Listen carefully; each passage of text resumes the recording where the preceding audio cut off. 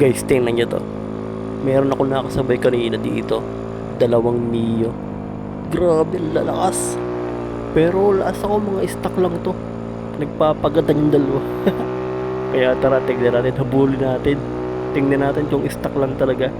Bali, yung kita nyo ba nasa unahan ko? Yan. Sila yung nagpapagatan. Tara, tingnan natin, habulin natin. Pag hindi ako nagkakamali, Mio Sol yung isa. Yung isa, Mio Sporty na formado.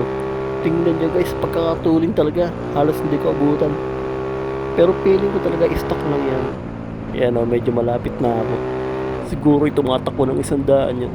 Pero kung sa Mio Sporty at tumatakbo ng 100 at stock, gifted na yan.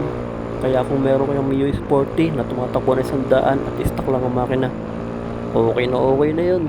Gifted na yun para sa mga stock na makina. Alis sa Mio Sporty lang yun guys or Mio Soul.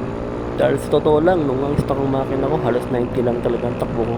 Hirap na hirap pa makaisandaan. Kung hindi pa ako nag 28mm carb, hindi makaisandaan. Siguro natakbo naman siya, kaya lang, kailangan palusong. Naabot naman siya ng 110. Saka medyo matagal. Ito nga pala yung isa, yung Mio Soul, parang sumuko na. Hindi nata umabot doon sa isa. Mio Soul nga ito, yan naiwan si tropa, hindi na sumabay. Napansin niya siguro na talagang malakas nga yung nasa unahan niya. Intersection na pala, kaya pala nag-minor na. Pero sige, tara, tingnan natin, habulin natin. Tingnan natin kung hahabol pa siya. Medyo natatawa nga ako dito kasi ngayon na lang ulit ako nakakita ng Mio na naghahabulan. Wala na, medyo matamlay na takbo niya. Mukhang hindi na siya habol. Pero sige, sabihin ko na lang, ibabawi ko na lang siya. Grabe, turin talaga ng Mio Sporty na yun. Yan si tropa. Bay tropa, ano ga? Habol-habol. Chill ride na si tropa Yan Dito, sinanyasan ko si tropa. Sabi ko, ako nang bahala, igaganti kita. Habulin ko yan para sa'yo. Pero mukhang di ko naaabutin yung Mio Sporty na yun. Grabe ang tulig kasi. Stock lang talaga yun pero ang tulig. Magkakasabay lang kami tatlo kanina. Pero humataw yung dalawa. Nagpapagatan.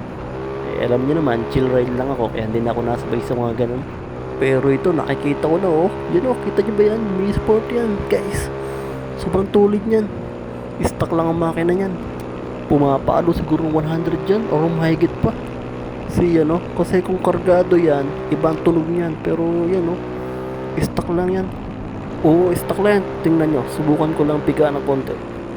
Yan kasi kung yan hindi stock, hindi ko naaabutin yan. Pero guys, kung ang motor nyo pumapalo ng 100 at Mio Sporty, grabe, gifted na yan guys. Alagaan nyo ang makina at siguradong hindi kayo papahiya nyo sa takbuhan. Mahataw-hataw pa si tropa. Kaso hindi na siya makakahataw dito, malapit na sa intersection Pero kanina sinukat ko yung takbo niya, siguro mahigit 100 din talaga yun. Kung stock ang makina ko, hindi ko naaabuti ng mga yan. Grabe mga sporty na to, ang tutulin kahit stock. Ari nga, matanong kung anong gamit niyang spring. Kaso naunahan ako. Ano daw? Basic lang daw. Hindi niya alam. Kargado ako ng kamote. Ari yata yung kapagatan niya kanina. Dumating na. Sorry tropa, hindi kita naibawi. Lakas